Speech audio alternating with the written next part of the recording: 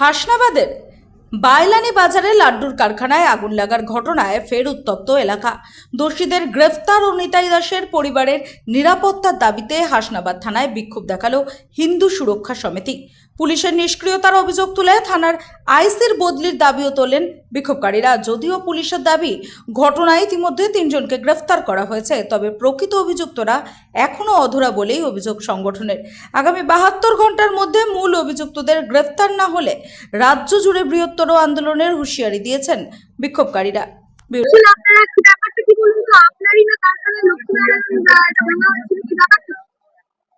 শহীদুল শেখকে এখনো অ্যারেস্ট করা হয়নি। ওর যে যারা ছিল জলগামী একজন কাউকে এখনো অ্যারেস্ট করা হয়নি।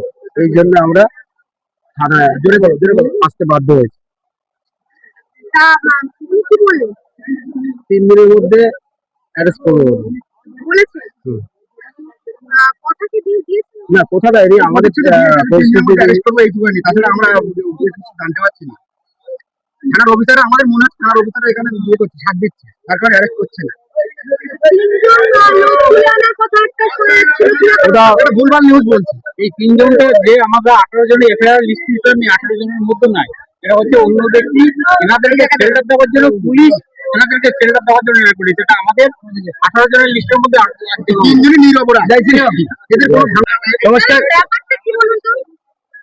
এর ব্যাপারটা হয়তো অনেকেই সকলে আপনারা জানেন যে আমাদের এখানকার হাসনাবাদের বাসিন্দা নিতাই দাস, তিনি দীর্ঘদিন যাবৎ বাজারে দোকানদারি করে বাজারে। হ্যাঁ, তো সেখানে একজন ব্যক্তি ছিল যে তৃণমূলের একজন সক্রিয় সদস্য, তার নাম শহীদুল শেখ।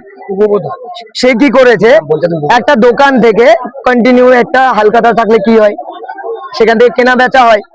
কেনা বেচা করে একটা ধারের টাকা রয়েছে, একটা দোকানদার ধারের টাকা চাইবে, সে কেউ কোন ব্যক্তি দেখার তো দরকার নেই। তার কাছে ধারের টাকা চাওয়াতে সে তাকে বলে তোদের দল ক্ষমতায় এসেছে, সে দীর্ঘদিন ধরে বিজেপি ধর্মীয় সংগঠন হিন্দু সংগঠন যেগুলো রয়েছে সেগুলোর সাথে সদস্য ছিল, যুক্ত ছিল। তাকে হুমকি দেয় যে তোর মাথা দিয়ে ফুটবল খেলবো, তার মাথা দিয়ে ফুটবল খেলবে।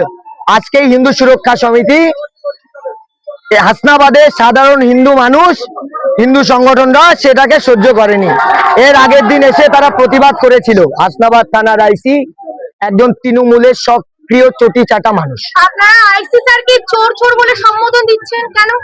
আমরা তাকে সে বিগত দিনে হাসনাবাদে এমন কিছু অপকর্ম করেছেন তৃণমূলের সাথে যুক্ত থেকে, দেন এমনকি তাদেরকে মদত দেয়া, অবৈধ ব্যবসা চালানো, এমনকি প্রত্যেকটা হিন্দুদেরকে নির্যাতনের পেছনে এই হিন্দু ব্যক্তিরও যুক্ত রয়েছেন। হিন্দু নাম হলে হয় না, কর্মেও হিন্দু হতে হয় তার।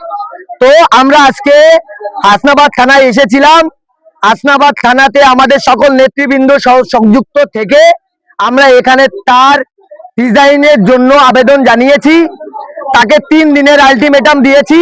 3 দিনের মধ্যে সে যদি এখান থেকে রিজাইন না করে এবং শহীদুল শেখকে যদি আর শহীদুল শেখের সহযোগী 18 জনকে যদি অ্যারেস্ট না করে, তো আমাদের কর্মসূচি এর থেকেও বড় সারে বড় আকারে ধারণ করবে।